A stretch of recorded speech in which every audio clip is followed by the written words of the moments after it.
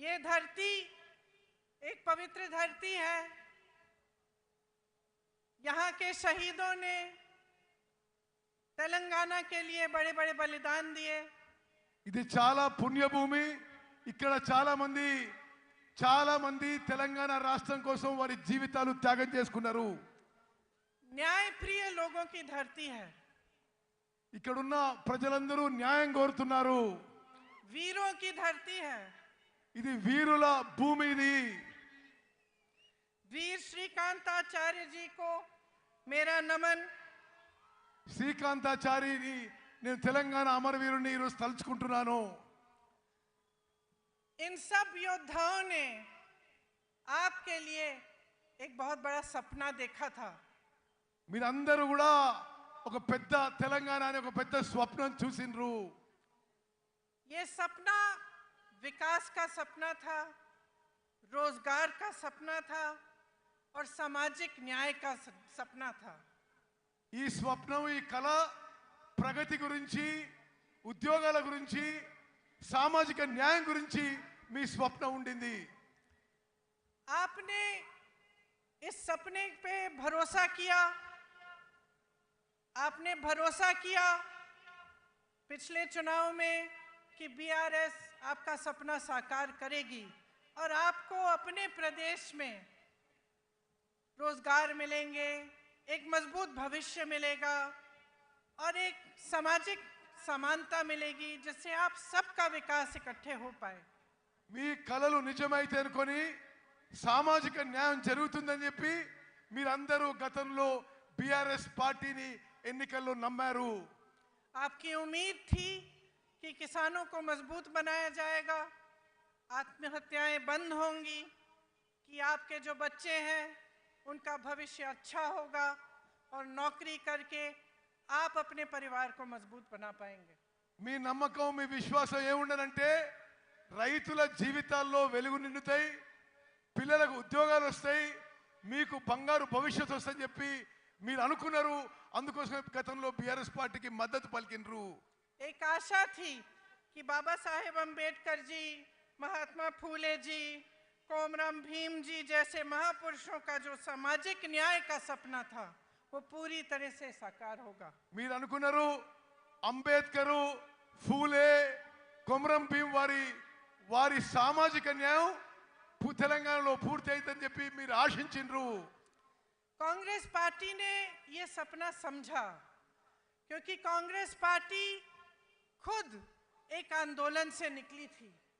Congress party మీ కల గురించి అర్థం చేసుకున్నది. కాంగ్రెస్ పార్టీ కూడా ఆందోళన ద్వారానే పుట్టిందని చెప్పి నేను మనవి చేస్తున్నాను. कांग्रेस पार्टी का ये असूल है कि सामाजिक न्याय होना चाहिए, कि सब इकट्ठे आगे बढ़ें और इसी असूल पर स्वतंत्रता संग्राम लड़ा गया। इसीलिए कांग्रेस पार्टी ने जब देखा कि आपका ये सपना था और आप इस सपने के लिए संघर्ष कर रहे थे, इसमें अपनी पूरी शक्ति डाल रहे थे और इतने सारे लोग इस सपने के लिए बलिदान देने के लिए तैयार थे, तो कांग्रेस पार्टी ने इस सपने को समझकर तेलंगाना प्रदेश बनाने का निर्णय लिया। కాంగ్రెస్ పార్టీ స్వాతంత్రం నుంచి కూడా దేశం ప్రజల యొక్క ఆకాంక్షలు గుర్తించింది. కాంగ్రెస్ పార్టీ సామాజిక న్యాయం మీద నమ్ముతుంది. కాంగ్రెస్ పార్టీ ప్రజల ఆకాంక్షలు నెరవేరుస్తుంది. మీ అందరి ఆకాంక్షలు, కోరికలు నెరవేర్చడానికే కాంగ్రెస్ పార్టీ ప్రత్యేక తెలంగాణ రాష్ట్రం ఏర్పాటు చేసిందని చెప్పి మనం చేస్తున్నాను. उस समय मेरी माताजी सोनिया जी कांग्रेस की अध्यक्ष थी और इस निर्णय को लेने में एक राजनीतिक वीरता भी थी, क्योंकि वो जानती थी कि इस निर्णय को लेने से हो सकता है कि कांग्रेस की जो राजनीतिक जो यहाँ पे जो उसका स्तर है, हो सकता है कि कांग्रेस उस चुनाव को हारे जो अगला चुनाव है। మా అమ్మ సోనియా గాంధీ గారు తెలంగాణ రాష్ట్రం ఇవ్వడానికి నిర్ణయం తీసుకున్నప్పుడు కొంత రాజకీయ మూల్యం చెల్లించాల్సి వస్తుందని చెప్పి తెలిసి కూడా తెలంగాణ రాష్ట్రం ఏర్పాటు చేసిన విషయం మీకు గుర్తు చేస్తున్నాను. आजकल ज्यादातर पार्टी के नेता वही निर्णय लेते हैं जिससे उनका राजनीतिक स्वार्थ साधा जाता है। लेकिन सोनिया जी ने जब ये निर्णय लिया तो ये निर्णय आपके लिए लिया। उन्होंने ये कहा कि चाहे मेरी पार्टी तेलंगाना में न भी जीते, न भी सरकार बना पाए, तब भी ये तेलंगाना के लोगों का की ये चाहत है, कि सपना है, और इसे साकार करने के लिए उन्होंने आपकी भलाई के लिए और आपके पक्ष में ये निर्णय लिया। తెలంగాణ రాష్ట్రం ఇస్తే మూల్యం చెల్లించాల్సి వస్తుందని తెలిసినా ఈ రోజుల్లో రాజకీయ నాయకులందరూ కూడా రాజకీయ లబ్ధి కోసమే నిర్ణయాలు తీసుకుంటున్నా మా తల్లి గారు సోనియా గాంధీ గారు రాజకీయం నష్టపోయినా సరే తెలంగాణ ప్రజల ఆకాంక్ష కొరకు, తెలంగాణ ప్రజల త్యాగాలు గుర్తించి, తెలంగాణ ప్రజల కోరిక మేరకు తెలంగాణ రాష్ట్రం ఏర్పాటు చేసిన విషయం మీ అందరికీ మరోసారి మనవి చేస్తున్నాను। उनका सोच, कांग्रेस पार्टी की सोच एक छोटी सोच नहीं थी। उनका नजरिया आगे के लिए था, भविष्य के लिए था, आपकी मजबूती के लिए था। इसीलिए वो ये निर्णय ले पाई। और उन्हीं की तरह कांग्रेस पार्टी के जितने भी बड़े बड़े नेता रहे, चाहे जवाहरलाल नेहरू थे, चाहे इंदिरम्मा थी, चाहे उनके बाद मनमोहन सिंह जी थे, चाहे राहुल जी हैं, और तेलंगाना के तमाम नेता हैं, आगे की सोचते हैं और आपकी भलाई के लिए सोचते हैं। और इसी सोच के लिए, इसी सोच के जरिए आपके प्रदेश को मजबूत बनाने की बात करते हैं। తాత్కాలిక ప్రయోజనాల కోసమో కొద్ది దూరం చూసి ప్రయోజనాల కోసమో సోనియా గాంధీ గారు తెలంగాణ ఇవ్వలేదు। దూరపు చూపుతో మీ భవిష్యత్తు కోసం, మీ పిల్లల భవిష్యత్తు కోసం, మీ ఆకాంక్ష మేరకు సోనియా గాంధీ గారు తెలంగాణ ఏర్పాటు చేశారు। ఏ విధంగానైతే జవహర్లాల్ నెహ్రూ గారు, ఇందిరాగాంధీ గారు, రాజీవ్ గాంధీ గారు, రాహుల్ గాంధీ గారు దూర చూపుతో దేశం మంచి కోసం, సమాజం మంచి కోసం, ప్రజల కోసం మంచి కోసం నిర్ణయాలు తీసుకుంటారో, ప్రజల ఆకాంక్ష కోసం తెలుసుకుంటారో, మా తల్లి సోనియా గాంధీ గారు కూడా తెలంగాణ రాష్ట్రం ఏర్పాటు నిర్ణయం తీసుకున్నారు। इस सोच का प्रमाण ये है कि उनके कार्यकाल में बड़ी बड़ी संस्थाएं बनी आपकी भलाई के लिए, चाहे आईआईटी, आईआईएम, एम्स, ऐसी संस्थाएं बनी, आपका विकास हुआ, तो आप आगे बढ़ पाए। గత కాంగ్రెస్ పెద్దల హయాంలో పెద్ద పెద్ద సంస్థలు ఏర్పడ్డాయి। ఐఐటి కానీ, ఐఐఎం కానీ, ఇటువంటి అన్ని దేశానికి ఎంతో లాభం చేసిన సంస్థలు ఏర్పడ్డ విషయం కూడా నేను గుర్తు చేస్తున్నాను। तो जो कांग्रेस की सरकारें बनी वो जनता की सरकारें थी, वो आपको मजबूत बनाने के लिए बनी, और उनमें दोनों चीज थी, नजरिया और नियत। अब जब हम नियत की बात करते हैं तो जितने भी काम होते हैं, सरकार बगैर सही नियत के वो काम करती नहीं है। अगर सरकार की नियत ये हो कि आपको लूटना है और सिर्फ सत्ता में रहकर भ्रष्टाचार करना है, तो वो भलाई के काम नहीं कर पाती। కాంగ్రెస్ ప్రభుత్వాలు నీతి నిజాయితీతో కట్టుబడి ఉంటాయని చెప్పి నేను మనవి చేస్తున్నాను। ఇప్పుడు మీరు చూస్తున్న ప్రభుత్వాలు అవినీతితో మోసపూరిత విధానం అవలంబిస్తున్న విషయం కూడా మీరు గమనించాలని చెప్పి మనవి చేస్తున్నాను। तो आज हम सब इस मंच पे खड़े हैं और आपके सामने खड़े होकर हमने ये बात कही है कि तेलंगाना के लिए कांग्रेस पार्टी ने एक रोड मैप, एक विजन बनाया है। ఈ రోజు మీ అందరికీ మనవి చేస్తున్నా, కాంగ్రెస్ పార్టీ తెలంగాణ రాష్ట్రానికి ఒక రోడ్ మ్యాప్, ఒక విజన్ తయారు చేసి ఈ రోజు మీ ముందుకు వస్తున్నానని చెప్పి నేను మనవి చేస్తున్నాను। आपके लिए गारंटी लाए हैं। गारंटी क्या है? गारंटी वो चीजें हैं जो हम आज आपको बताना चाहते हैं कि हम आपके लिए करेंगे। और जितने भी कांग्रेस के प्रदेश हैं जिनमें हमने ऐसे गारंटी सामने रखे, उनमें हमने वो काम अभी से शुरू कर लिया है। మీ ముందుకి 6 గ్యారెంటీలు తీసుకొస్తున్నాం। గ్యారెంటీలు అంటే ఏంటిది? మేము ప్రభుత్వంలో రాగానే తెలంగాణ ప్రజలకు ఏమేం కార్యక్రమాలు చేయబోతున్నామో మరో విషయం మీకు చెప్పాలి। ఏ రాష్ట్రంలో మేము అధికారంలో వచ్చినా మేము ఇచ్చిన హామీలు, గ్యారెంటీలు అమలు చేసి చూపెట్టామని చెప్పి నేను మనవి చేస్తున్నాను. मेरी बहनें यहाँ बैठी हैं, आप दिन रात मेहनत करती हैं, मैं जानती हूँ, और पूरे समाज का जो बोझ है आप अपने कंधों पर लेते हैं। बच्चों की परवरिश, घर की देखभाल, उसके साथ साथ बाहर जाके काम करना, खेती में मेहनत करना, या कोई नौकरी हो तो वहाँ नौकरी करना, ये सब आप करती हैं। और आज आप कितनी महंगाई का सामना कर रही हैं, चाहे गैस का सिलेंडर हो, चाहे तेल हो, चाहे कुछ भी हो। जब आपको खरीदने जाना होता है तो आपको 10 बार सोचना पड़ता है कि हम ये खरीद पाएंगे, घर ला पाएंगे कि नहीं। कोई घर पे बीमार पड़ता है तो आपके दिल में ये बात आती है कि दवाइयाँ कैसे खरीदेंगे, उनका इलाज कैसे करवाएंगे। అక్కలు చెల్లెలు మీ జీవితాలు ఎంత కష్టంగా జరుగుతున్నాయో నాకు తెలుసు. మీరు పిల్లల్ని పెంచాలి, ఇంటి పని చూసుకోవాలి, వ్యవసాయం పని చూసుకోవాలి, ఎవరైనా బయట కూడా పని చేస్తుండొచ్చు. మీరు ఇన్ని పనులు చేస్తూ ఈ ధరల పెరుగుకి తట్టుకోలేకపోతున్నారు. గ్యాస్ సిలిండర్ ధరలు పెరుగుతున్నాయి, అన్ని ధరలు పెరుగుతున్నాయి. మీరు ఇంటికి ఏ సామాను కొనాలన్నా మీకు చాలా కష్టతరం అయిపోతుందని చెప్పి మేము గమనిస్తున్నాము.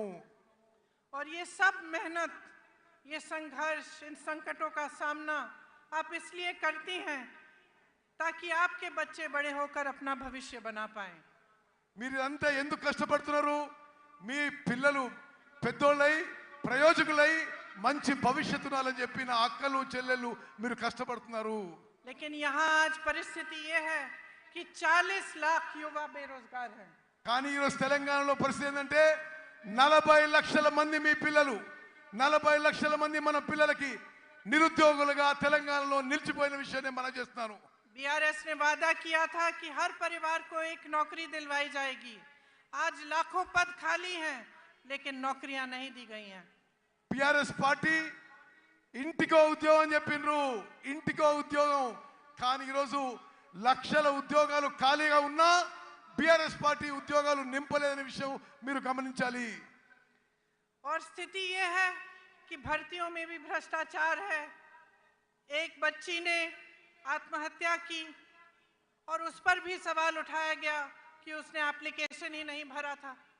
ये परिस्थितियां हैं कि जो संकट है, जो युवाओं का दर्द है, उसे समझने और सुलझाने के बजाय उन पर उंगलियां उठाई जाती हैं, लेकिन रोजगार नहीं दिए जाते, आपके लिए, आपके विकास के लिए काम नहीं किया जाता। ఉద్యోగాలు నింపే ప్రక్రియలో బీఆర్ఎస్ ప్రభుత్వంలో అవినీతి జరుగుతుంది. చాలా మంది యువతి యువకులు తట్టుకోలేక ఆత్మహత్య చేస్తుంటే వారి క్యారెక్టర్ మీద కూడా ఈ ప్రభుత్వం పెద్దలు ఏలెత్తి చూపుతున్నారు. ఉద్యోగాలు ఇవ్వకపోగా ఉద్యోగంలో నింపే ప్రక్రియలో ఈ టీఆర్ఎస్ ప్రభుత్వంలో అవినీతి లూటీ జరుగుతున్న విషయం నేను మనవి చేస్తున్నాను. उस्मानिया जैसी यूनिवर्सिटीज में अध्यापकों और पैसों की कमी है। एक भी नई सरकारी यूनिवर्सिटी नहीं बनाई गई। इनके पूरे कार्यकाल में आप देखेंगे तो सिर्फ प्राइवेट यूनिवर्सिटियां बनी हैं और उनमें से आधी इन्हीं के नेताओं की है, ताकि आपको फीस बड़ी बड़ी भरनी पड़े लेकिन आपके लिए सही सुविधा नहीं बने।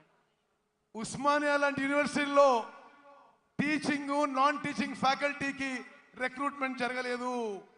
బీఆర్ఎస్ ప్రభుత్వం వచ్చిన తర్వాత ఒక్క కొత్త గవర్నమెంట్ యూనివర్సిటీ కూడా తెరవలేదు.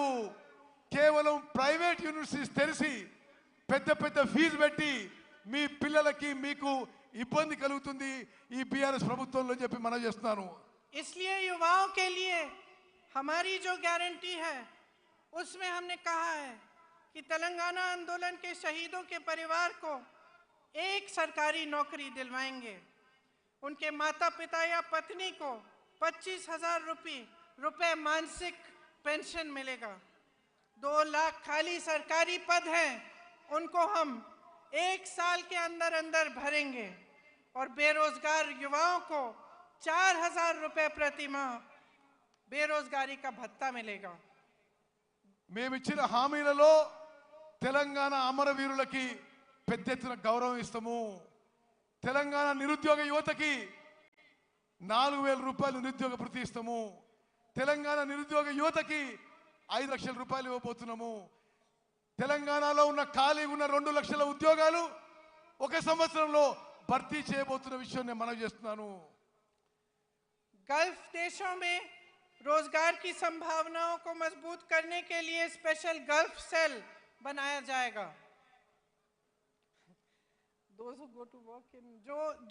जो लोग गल्फ के देशों में काम करने के लिए जाएंगे उनके लिए एक स्पेशल गल्फ सेल बनाया जाएगा। గల్ఫ్ లో పోయి మీకు తెలుసు ఉత్తర తెలంగాణలో చాలా మంది దుబాయ్ లో గల్ఫ్ లో పనిచేస్తారు. వారి కుటుంబాలను ఆదుకోవడానికి కూడా రాబోయే కాంగ్రెస్ ప్రభుత్వం ప్రత్యేక చర్యలు తీసుకుంటుంది. आज मेरे किसान भाइयों की परिस्थिति बहुत ही शर्मनाक है। चाहे पेट्रोल हो, डीजल हो, खाद हो, हर चीज पर खर्चा बढ़ गया है। आपके कर्ज बढ़ गए हैं और सरकार की तरफ से कोई मदद नहीं मिलती। ఈ రోజు రైతుల పరిస్థితి తెలంగాణలో దయనీయంగా మారింది. వ్యవసాయానికి సంబంధించి అన్ని ఇన్పుట్స్ లో పెట్రోల్, డీజిల్, సీడ్స్, లేబర్ అన్ని ధరలు పెరిగినాయి. ఈ బీఆర్ఎస్ ప్రభుత్వం రైతుల కోసం ఏమీ చేయడం లేదు. खेती से कमाना मुश्किल हो गया है और किसान परेशान और त्रस्त है। వ్యవసాయం నుంచి ఆదాయం ఈ బీఆర్ఎస్ ప్రభుత్వంలో తగ్గిపోయింది. इसीलिए हमने ये तय किया है कि हम एमएसपी को बढ़ाएंगे और इसकी हम आपको गारंटी देते हैं। అందుకోసమే రాబోయే కాంగ్రెస్ ప్రభుత్వంలో మినిమం సపోర్ట్ ప్రైస్ ఎంఎస్పి పెంచి ఇవ్వబోతున్నాం అని చెప్పి నేను మనవి చేస్తున్నాను. धान के लिए 2500 रुपए, मक्का के लिए 2200 रुपए, सोयाबीन के लिए 4400 रुपए, गन्ना के लिए 4000 रुपए। అన్ని వ్యవసాయ పంటలకి ఎంఎస్పి పెంచి ఇస్తాము. వరి ధాన్యానికి 2500, సోయాకి 2200, షుగర్ కేన్ కి 4000 రూపాయలు ఇవ్వబోతుందని చెప్పి నేను మనవి చేస్తున్నాను. अरहर की 6700 रुपए और कॉटन की 6500 रुपए। పత్తికి 6500 రూపాయలు ఇవ్వబోతున్నాం. ఈ విధంగా ప్రతి పంటకి ఎంఎస్పి కంటే పెంచి రాబోయే కాంగ్రెస్ ప్రభుత్వం ఇవ్వబోతుంది. किसानों के लिए 2 लाख रुपए तक कर्ज माफ किए जाएंगे। రాబోయే కాంగ్రెస్ ప్రభుత్వం 2 లక్షల రూపాయల వరకు రైతులకి రుణమాఫీ చేయబోతున్నాము.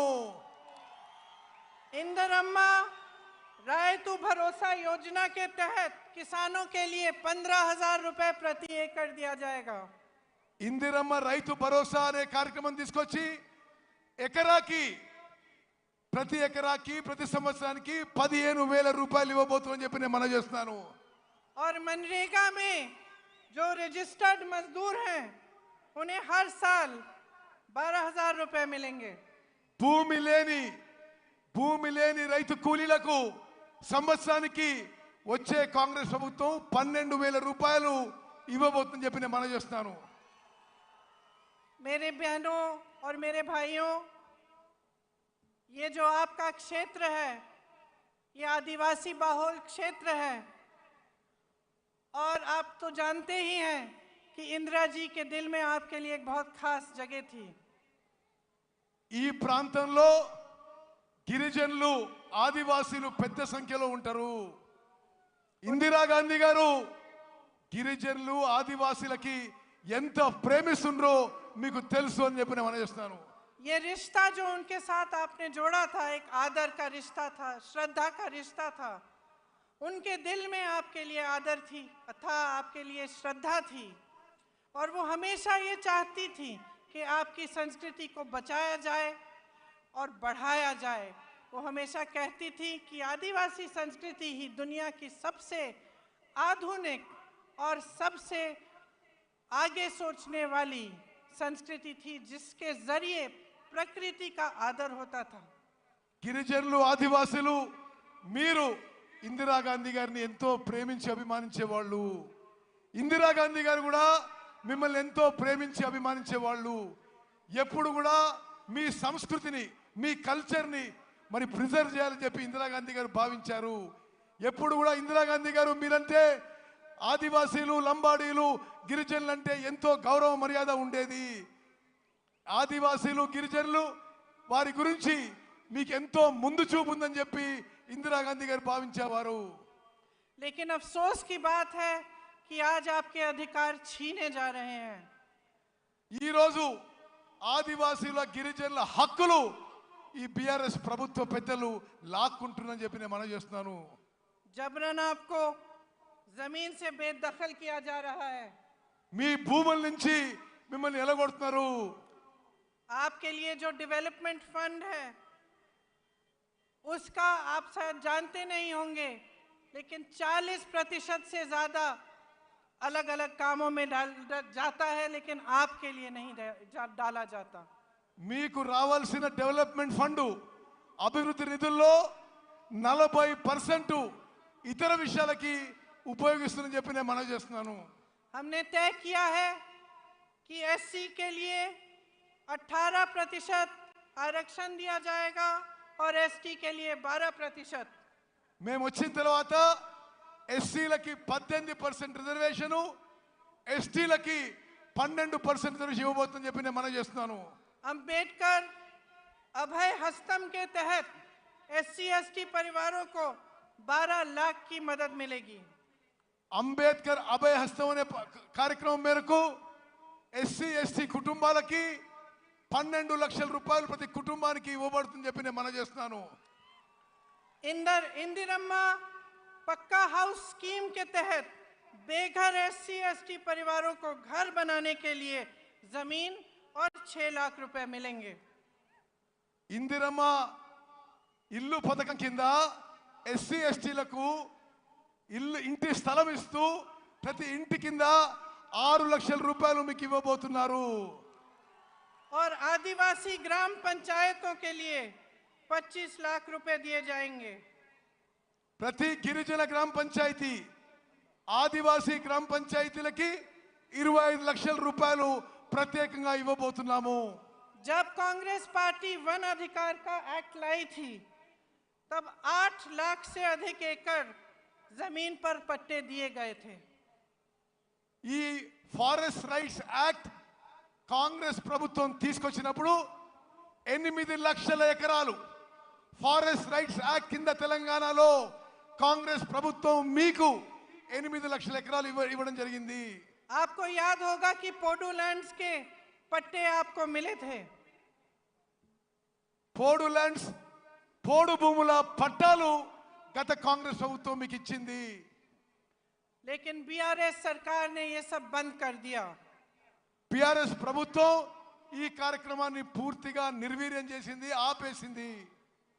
मैंने महिलाओं की बात की. मेरी बहनों, आपके लिए महालक्ष्मी योजना के तहत 2500 रुपए हर महीने दिए जाएंगे.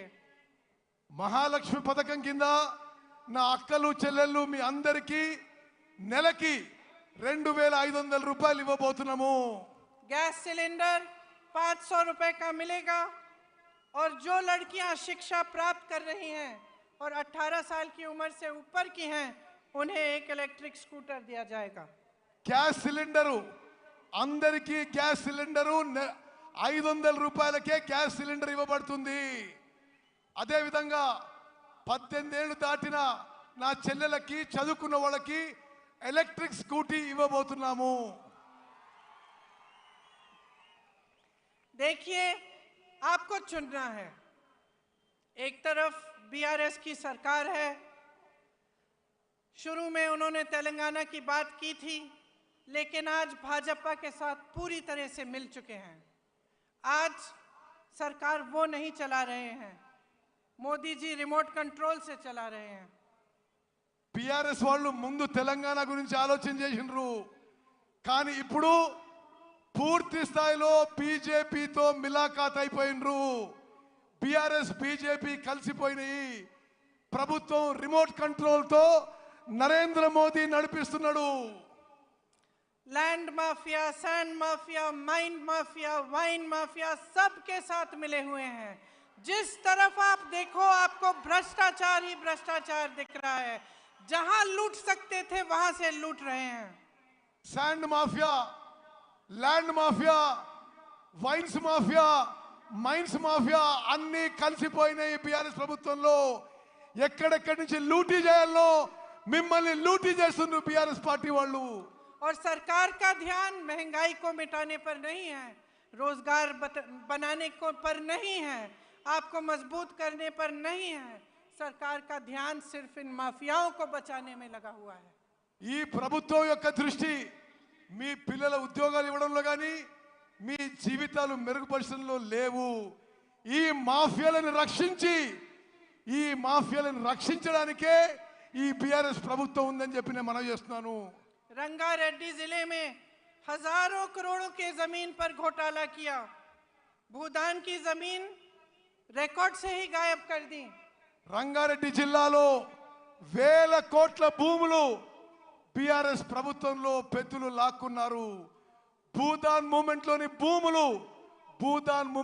భూములు రికార్డ్ నుంచే తీసేసిండ్రు ఈ ప్రభుత్వం. कांग्रेस के जमाने में इन जमीनों को बेचना खरीदना मना था. కాంగ్రెస్ అధికారంలో ఉన్నప్పుడు ఈ భూదాన్ భూములని అమ్మడం గాని కొనడం గాని నిషేధం ఉండింది. आज इन्होंने ये जमीनें भी लैंड माफिया और अपने करीबों को बेच दिया है. వీళ్ళు ఇప్పుడు వచ్చిన వాళ్ళు బీఆర్ఎస్ వాళ్ళు ఈ భూములను కూడా ల్యాండ్ మాఫియాకి వాళ్ళ దగ్గర వాళ్ళకి ఇచ్చేసిండ్రు. आपको ये शब्द याद होंगे, बंगारू तेलंगाना याद है? ये शब्द, ये वादा आपको बीआरएस ने किया था कि तेलंगाना को स्वर्णिम जगह बनाएंगे. బీఆర్ఎస్ వాళ్ళు బంగారు తెలంగాణ చేస్తామని మీకు హామీ ఇచ్చి అష్యూరెన్స్ ఇచ్చి మోసం చేసిన విషయం గుర్తు చేస్తున్నా. लेकिन इन्होंने अपने लिए बड़े बड़े आलीशान महल बना दिए और आपके जो सपनों का महल था वो चूर चूर कर दिया. వీళ్ళు 100 కోట్ల లూటీలు చేసుకున్నారు, పెద్ద పెద్ద బంగ్లాలు కట్టినరు. మీ స్వప్నం గాని మీ కల గాని ధ్వంసం చేసింది బీఆర్ఎస్ పార్టీ, బీఆర్ఎస్ ప్రభుత్వం. आपका सपना था कि सामाजिक न्याय होगा. మీ స్వప్నం మీ కల సామాజిక న్యాయం కావాలని ఉండే. सामाजिक न्याय कौन सा? इनके 18 मंत्रियों में से 3 तो सीएम के ही परिवार के हैं और इनके पास 13 मंत्रालय हैं. ఇప్పుడు సామాజిక న్యాయం బీఆర్ఎస్ లో జరుగుతలేదు. 17 మంది మంత్రుల్లో 3 వీరు కుటుంబ సభ్యులే మంత్రులు. 18 మంత్రిత్వ శాఖలు వీళ్ళ కుటుంబం దగ్గరనే ఉన్నాయి. और बीसी की संख्या 50% से ऊपर है, लेकिन मंत्रालय में सिर्फ 3 मंत्री हैं. బీసీలు జనాభాలో 50% కంటే ఎక్కువ ఉన్నారు. కానీ వీళ్ళ మంత్రిత్వ శాఖలో ముగ్గురు మంత్రులు ఉన్నారు. 34% आरक्षण से घटाकर 23% कर दिया है. 27% నుంచి బీసీల రిజర్వేషన్ 23% కి తగ్గించిండ్రు. राहुल जी यहाँ बैठे हैं, सब जगह जाते हैं तो जातिगत जनगणना की बात करते हैं. बिहार में ये जनगणना की गई, पता चला कि ओबीसी, आदिवासी, शेड्यूल कास्ट के 84% लोग हैं. और आप सोचिए और अपने आप से पूछिए कि 84% लोग हैं बिहार प्रदेश में, लेकिन उनका प्रतिनिधित्व नहीं है. బీహార్లో ఏ విధంగా అయితే బీసీలో కాస్ట్ సెన్సస్ జరిగిందో దేశవ్యాప్తంగా కాస్ట్ సెన్సస్ జరగాలని చెప్పి రాహుల్ గాంధీ గారు దేశమంతటా పర్యటన చేస్తున్నారు. ఎస్సీ ఎస్టీ బీసీల సంఖ్య ఎక్కువ ఉన్నా తగిన స్థాయిలో వారికి న్యాయం జరగడం లేదని చెప్పి మేము మనవి చేస్తున్నాము. सच्चाई ये है कि हमारे पूरे देश की यही असलियत है. हम कहते हैं कि जातिगत जनगणना करिए और ये चुप हो जाते हैं. ये गिनती भी नहीं करना चाहते कि कितने बीसी है, कितने एससी है, कितने एसटी हैं. इनको अपना हक देना छोड़िए, गिनती से डर रहे हैं. వీళ్ళు ఇప్పుడు ప్రభుత్వంలో ఉన్న వాళ్ళు కాంగ్రెస్ పార్టీ కోరుతుంది క్యాస్ట్ వైడ్ సెన్సస్ చేయాలని. నరేంద్ర మోదీ ప్రభుత్వం దీనికి నోరు మూసుకొని కూర్చుంది. వాళ్ళ హక్కులు ఇవ్వడం దూరంగా పెట్టండి, కనీసం క్యాస్ట్ వైడ్ సెన్సస్ చేయడానికి కూడా మోదీ ప్రభుత్వం ముందుకు రావడం లేదు. तो ये सामाजिक न्याय देंगे कैसे? లెక్కలే చేయనప్పుడు, కులపరంగా సెన్సస్ చేయనప్పుడు వీళ్ళు న్యాయం ఎట్లా చేస్తారు, సామాజిక న్యాయం ఎట్లా చేస్తారు? इनकी बातें खोखली हैं. चुनाव के समय बड़ी बड़ी बातें करते हैं, उसके बाद भूल जाते हैं, लूट में, भ्रष्टाचार में, इन्हीं चीजों में व्यस्त रहते हैं। వీళ్ళ మాటల్లో అర్థం లేదు, మోసపూరిత మాటలు. ఎలక్షన్స్ లో ఏదో మాటలు చెప్పి వాగ్దానం చేసి పూర్తిగా మర్చిపోతారు, జనాన్ని మోసం చేస్తున్నారు. मोदी जी ने कितने बड़े बड़े वादे किए थे, ट्राइबल यूनिवर्सिटी बनाएंगे, स्टील प्लांट लगवाएंगे, हॉर्टिकल्चर यूनिवर्सिटी बनाएंगे, क्या बनाया? మోదీ గారు పెద్ద పెద్ద మాటలు మాట్లాడిండు, ట్రైబల్ యూనివర్సిటీ పెడతా అన్నాడు, స్టీల్ ఫ్యాక్టరీ పెడతా అన్నాడు, హార్టికల్చర్ యూనివర్సిటీ పెడతా అన్నాడు. ఏది ఒక్క అంగుళం కూడా ముందుకు పోలేదు. जो बनाया वो सब अपने बड़े बड़े उद्योगपति दोस्तों को सौंप दिया। BHEL, BSNL, DMRL, HAL, railways की बात कर रहे हैं, कुछ नहीं छोड़ा। నరేంద్ర మోదీ గారు కాంగ్రెస్ పార్టీ నిర్మించిన సంస్థలని, పబ్లిక్ సెక్టర్లని, BHEL, HAL, రైల్వేస్ లో కొంత భాగం ప్రైవేట్ తన ఉద్యోగపతి దోస్తులకి, వ్యాపారవేత్తలకి ఈ దేశాన్ని అమ్మేస్తున్నాడు. 60 लाख करोड़ की कंपनियां 6 लाख करोड़ में बेच डाली। 7 లక్షల కోట్ల కంపెనీలు 6 లక్షల కోట్లు అమ్ము చేయబడుతున్నాయి. ना इन्होंने जो बनी हुई संस्थानें थी उनकी बचत, उनकी हिफाजत की, ना इन्होंने कुछ नया बनाया, सिर्फ नए नए वादे, नए नए बातें करते रहे। तो बहनों और भाइयों, मैंने बहुत लंबा बोल लिया है, लेकिन इस सब चीज़ों का, जितनी भी बातें मैंने की हैं, इनका एक ही सार है, आप समझदारी से अपना वोट दो, आप विवेक से अपना वोट दो और देखो कि आपके जीवन का क्या अनुभव है, आपके जीवन में तरक्की आई है कि नहीं। अगर नहीं आई है तो आप देखिए कि कांग्रेस के प्रदेशों के लोगों में तरक्की आई है कि नहीं, क्या कर रही है कांग्रेस, जहां जहां गारंटी दी है क्या वो गारंटी पूरी कर रही है कि नहीं। ఇప్పుడు అధికారంలో ఉన్న వాళ్ళు కళ్ళబొల్లి మాటలు చెప్పి మిమ్మల్ని మోసం చేస్తున్నారు. మీ జీవితాల్లో ఏమన్నా మార్పు వచ్చిందా తెలంగాణలో? ఇప్పుడు అధికారంలో ఉన్న వాళ్ళు ఏమీ చేయలేదు. జాగ్రత్తగా ఆలోచన చేసి ఓటేయండి. కాంగ్రెస్ పాలిత రాష్ట్రాల్లో సామాన్య ప్రజల జీవితాల్లో మెరుగు వచ్చింది. మీరు కూడా కాంగ్రెస్ పాలిత రాష్ట్రాలకు చూడండి అని చెప్పి నేను మనవి చేస్తున్నాను. और आप सबसे पहले नेता और पार्टी की नीयत देखिए, आप देखिए कि आपका अनुभव क्या रहा है, कि BRS ने बीजेपी से मिलकर कितना भ्रष्टाचार किया है आपके साथ, आपके प्रदेश में, और आपके विकास के लिए कुछ नहीं किया। మీరు నాయకులు, పార్టీల వ్యక్తిత్వము, క్యారెక్టర్ చూడండి. BRS పార్టీలు అందరూ దోపిడీ చేసుకుంటున్నారు. BRS బీజేపీ కలిసి ఈ రాష్ట్రాన్ని లూటీ చేసుకుంటారని చెప్పి నేను మనవి చేస్తున్నాను. तो जैसे मैंने कहा, इन सब बातों का सार यही है कि ये वोट जो इस चुनाव में आप डालने जा रहे हैं, ये आपके पक्ष में जाना चाहिए। ये वोट, मेरी बहनें आप यहाँ बैठी हैं, आपके बच्चों के भविष्य को बनाने के लिए जाना चाहिए। मेरे भाई आप सब यहाँ हैं, आपको रोजगार मिलना चाहिए, आप विकसित हो, आप फूले फले और आपका भविष्य अच्छा हो, इसलिए आपका वोट जाना चाहिए। అక్కలు చెల్లెళ్ళు, మీ పిల్లల భవిష్యత్తు, మీ పిల్లల ఉద్యోగాల కోసం ఈసారి మీరు ఓటేయండి. అన్నలు తమ్ముళ్ళు, మీ భవిష్యత్తు కోసం, మీ ఉద్యోగాల కోసం, మెరుగైన జీవితం కోసం ఓటేయాలని చెప్పి నేను మనవి చేస్తున్నాను. तो सोच समझ के अपना वोट डालिए। आप जानते हैं कि यहाँ के उम्मीदवार सीतक्का जी और सत्यनारायण बोपापल्ली जी हैं, इनको भारी से भारी बहुमत से जिताइए और अपने भविष्य को मजबूत बनाइए। जय हिंद।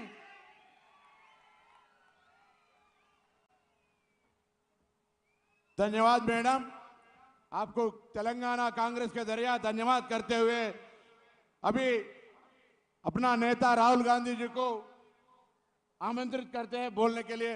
గట్టిగా రాహుల్ గాంధీ గారి చప్పట్లతో స్వాగతం చెప్పాల్సిందిగా కోరుతా ఉన్నాం. వారు ప్రసంగిస్తారు. గట్టిగా.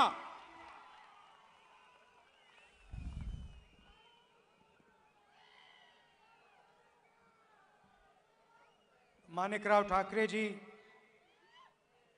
रेवंत रेड्डी जी, भट्टी मल्लू जी, प्रियंका जी, उत्तम रेड्डी जी, मधु याक्षी जी, कोमट रेड्डी जी, श्रीधर बाबू जी, सीतक्का जी, बलराम नायक जी, पोदम विराया जी, स्टेज पे कांग्रेस पार्टी के वरिष्ठ नेता, भाइयों और बहनों, प्यारे कार्यकर्ताओं, प्रेस के हमारे मित्रों, आप सबका यहां बहुत बहुत स्वागत। नमस्कार। कांग्रेस